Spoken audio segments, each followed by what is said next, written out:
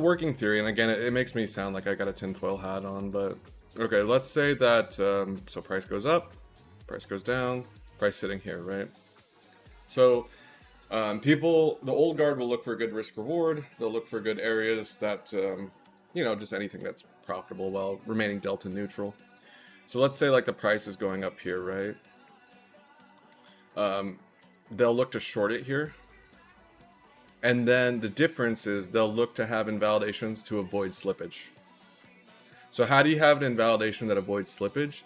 You need to use other market participants' liquidity to be able to exit your position without it moving too far against you. So basically, really basic stuff, and I'll try and explain it simply.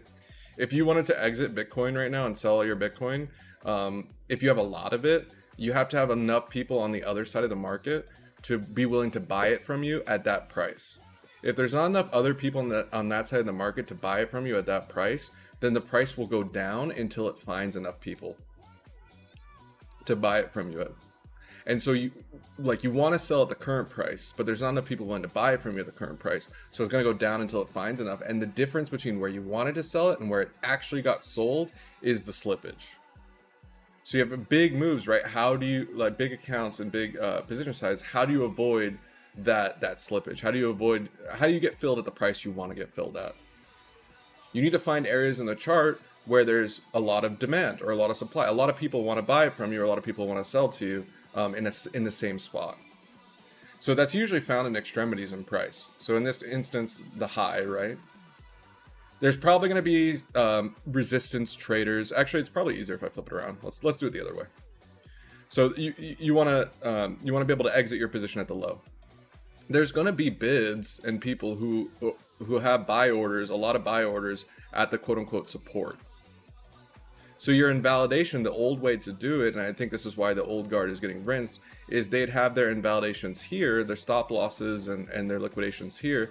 That way, if it does go against them, they'll be able to use all the orders here to get filled.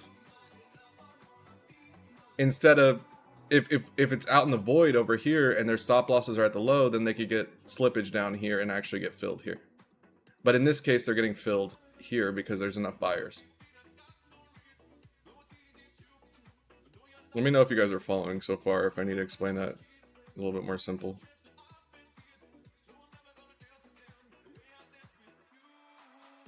There's a lot of buyers at the low. So you put your invalidation above the low.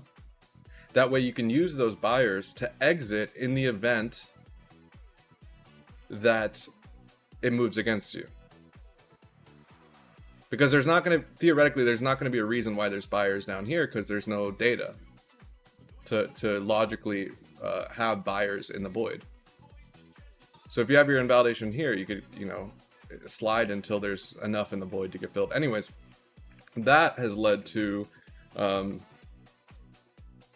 liquidity being here. So sell liquidity being here.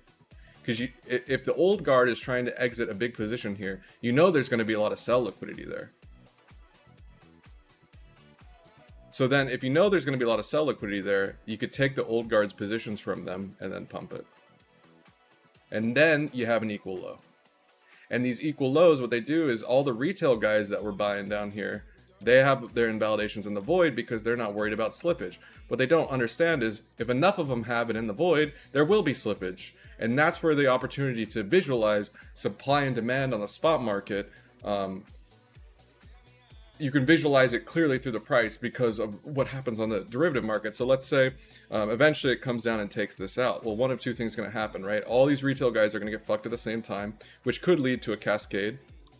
But if it doesn't, that means that there's an opportunity to long it.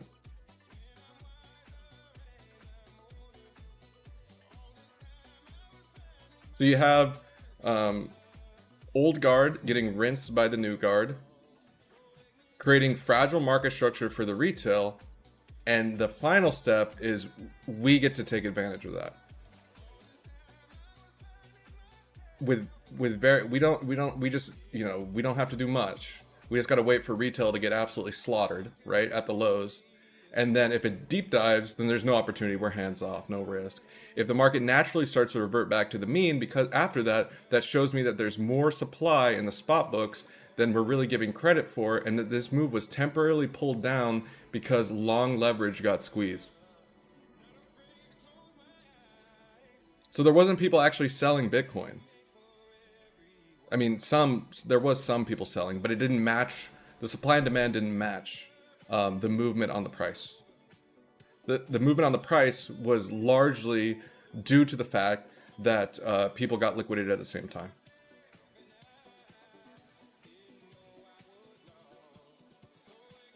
Anyways, that's the tinfoil hat theory, and that's what has been happening the last couple of years, in my opinion. It wasn't always like that. It was different years ago, but you have to be able to adjust. You can't use limit orders to avoid slippage. Well, a liquidation is going to be a market order. A stop loss could be a limit order, but if you do a limit order on a stop loss, you run the risk of even worse consequences if it never gets filled. Because then you could pay massive slippage. So most of the time, unless you're really sophisticated, but even then it wouldn't really be that smart. The invalidation is going to be a market order. If you have been in the game long enough and you know that the order books are going to be spoofed and fucked with, you should be doing your invalidations on a market order. Limit orders might work 9 times out of 10, but the one time it doesn't work, it could blow the whole fucking, it could destroy it. Because what you could see in the order book is you could be like, okay, there's a lot of orders there, so I could just go limit order. And then all of a sudden those orders get pulled, and you got your limit order sitting there, but where did all the orders go? And then it nosedives, and then you're paying huge slippage.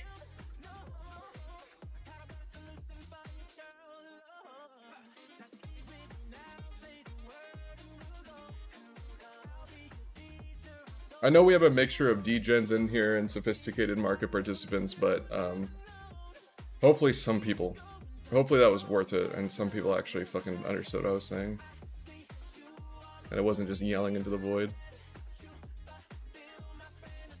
And then if there's people in here who disagree with me or think that I can do this better, I'm open to hearing that, man.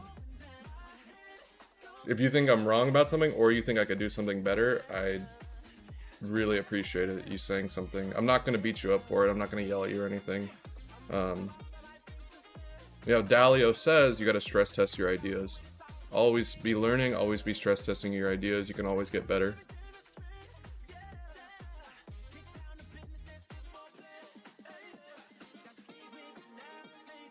And that's not just applicable in trading, that's applicable in business, it's everything in life.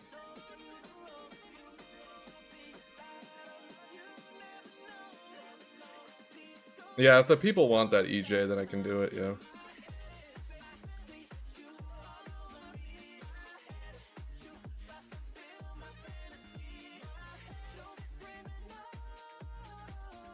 But why would you pay slippage on a limit order if it doesn't get filled? Because it's a stop loss. So, limit orders are fine for entries and profit targets. Entries and profit targets, limit orders are fine. The invalidation is where it's not fine, because there's a reason why you have an invalidation there, right? You think, okay, if this gets triggered, then it's probably going to be a lot bigger of a move. So I want to get out here. So like, you have your invalidation here, right? And you're like, okay, well, if this... Let me go back a bit. If my invalidation gets hit here, it'll probably dump a lot more. That's why I want to have the invalidation there in the first place.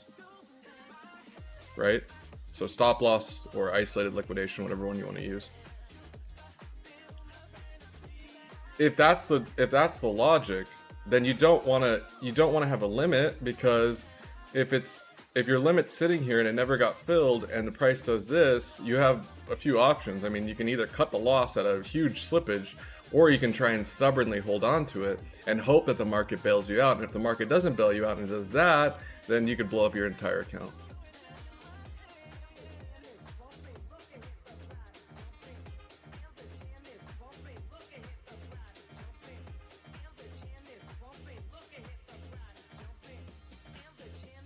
So unless you have really sophisticated ways of understanding order books to the point where you can tell what a sploof order is and what a spoof order isn't, which is nearly impossible unless you like have AI trained on it but that's an arms race, and you know they're always going to have more computing power on their end. So yeah, pretty much it should always be a stop loss should always be a market order, and a liquidation will always be a market order. Maybe not on the exchange's risk side of things, but as far as you're concerned, it will be.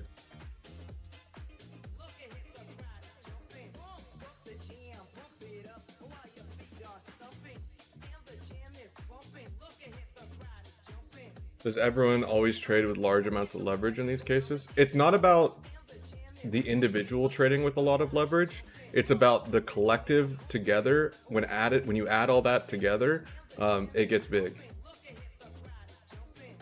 So the individual could have a small position size, but if that person is swimming in the same area as today 160,000 people got liquidated at the same time. So if all 160,000 people all have small positions, but you add all those up, all of a sudden it's big. Think about it like this, right? You know how whales work, where a whale will eat plankton or krill, right? So the whale will look for plankton. Well, the whale's not going to expend calories or energy to go after one krill or to go after one plankton. It's going to wait till all the plankton and all the krill are all in the same spot. Then it's advantageous to eat them all at the same time.